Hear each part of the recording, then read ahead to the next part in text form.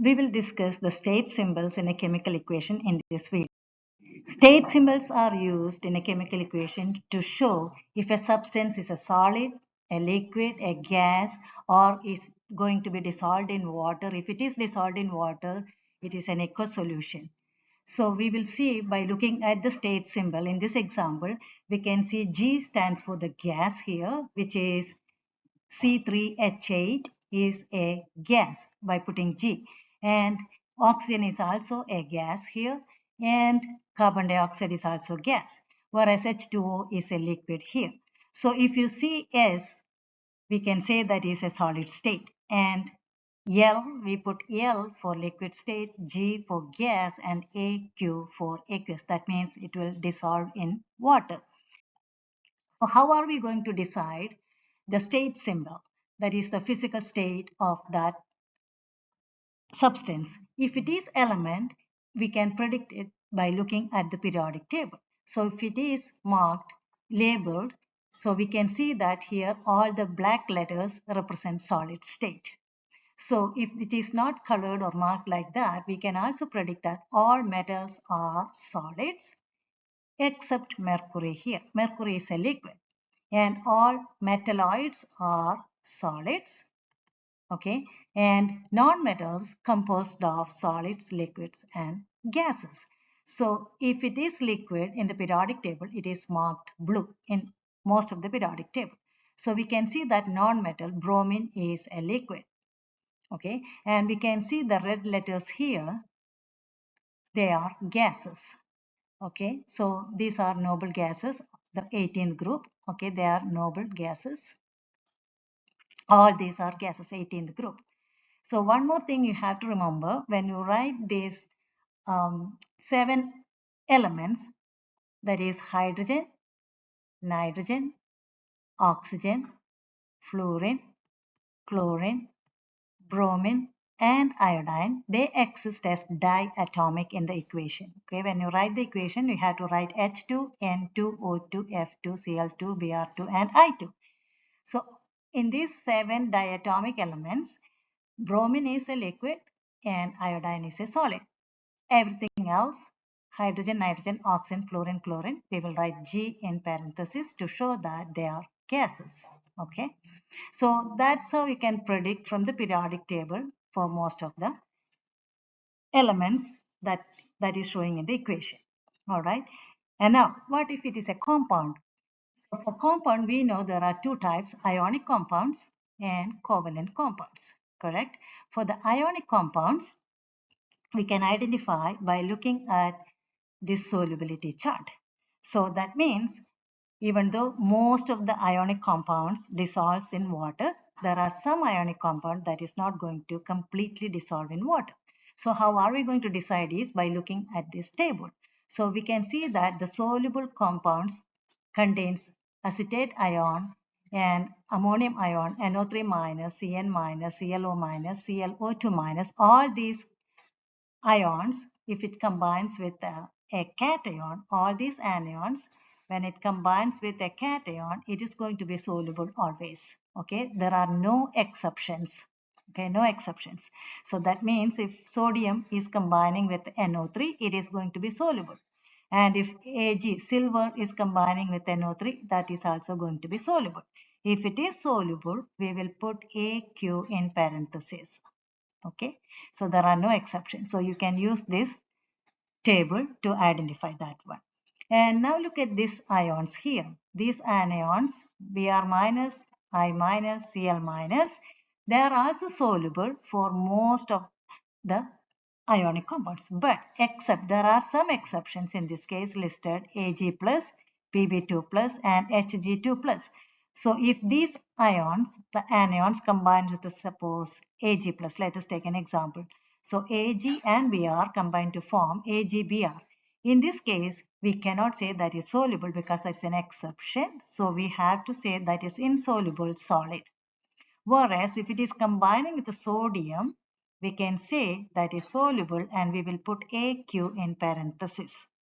Okay, so same thing goes with here. Look at the exception here, and here it is insoluble chart. Most of the compounds are insoluble, when the cation combines with these anions except ammonium ion and group 1 metals, lithium, sodium, potassium, etc. So that means if silver is combining with a carbonate, we can say that is insoluble. Okay, that will be solid. Whereas if sodium combines with a CO3, it is going to be soluble and we can say AQ. Okay, so that's what it means. Same thing goes with this group as well. Okay, so that's the way we are classifying, or we can put AQ or S in parentheses in the equation by looking at this table for ionic compounds. And now, so that comes mainly with the ionic equations, correct? So here we can see neutralization reaction that uses an acid and a base. So base, we have seen that OH minus from the solubility chart. So that is not a big deal now to decide whether it is going to be soluble or not. Whereas for acids, we did not discuss in that table. So we will say that all acids are going to be soluble. Acids are soluble in water. There are two types of acids, that is strong acid and weak acid. We will consider both are soluble in water. So that means there are some difference in the solubility, but all are going to be soluble in water. Strong acids completely ionize and weak acid partially ionized. So let it be there. So we will just look at that AQ for both acids now. Okay. So now we learned two types of displacement reactions. One of them is single displacement and the other one is double displacement. In that case also we write ionic equations, correct? So for the single displacement, we were looking at the activity, metal activity series, and we will have a metal and we will have a salt solution. We know how to decide the salt solution, whether it is soluble or not, by looking at the table we just discussed. And for metals also we know how to say whether it is whether the element is solid or liquid by looking at the periodic table, and we learned that all metals are solid. Okay, so the metal we will put S in parenthesis, and for salt solution we will put AQ in parenthesis. And if it is reacting, that means if more reactive metal displaces the less reactive metal ion from the solution, we will get the products. So in the product, definitely there will be a metal, and that is going to be solid state, and the metal ion that will be in AQ form. Okay, so that is in single displacement reaction. In double displacement reaction, again we will look in the table and we will see whether it is going to be as insoluble product or is it going to be a soluble product. Then we can write that state of matter as well. So that we can discuss in the next slide. Let us see this example. So calcium carbonate, it is written in this case, calcium carbonate is a white crystalline substance. So crystalline substances are solid. Okay, sometimes it will state solid calcium carbonate. So from the word itself, it will be clear that we have to put S in parenthesis for that substance. And we just discussed this is an acid. So acids are AQ. So we can write AQ in there. And H2CO3, that's again an acid. That's a carbonic acid, weak acid. We will put AQ in parenthesis. And calcium chloride, from the solubility chart, we have seen that chloride ion, when combined with a cation calcium, will be soluble, because we learned only exceptions are silver, lead and mercury, correct? So these are the exceptions, and we can say that that is AQ in this case, correct? And now let us take a double displacement reaction. For example, when sodium chloride combines with AgNO3. So AgNO3 will give us sodium nitrate and AgCl. How are we going to predict the state here? NaCl, sodium is first group element, It's always soluble. Chloride ion, always soluble except Ag plus, Pb2 plus, Hg2 plus. Correct? So we will write Aq here. And in the case of AgNO3, we know all NO3s are always soluble. So we have NO3 here, always soluble, no exception. So we will say that is AQ as well. And NaNO3, NO3s are always soluble, and this is alkali metal, first group elements always soluble, so we will put AQ.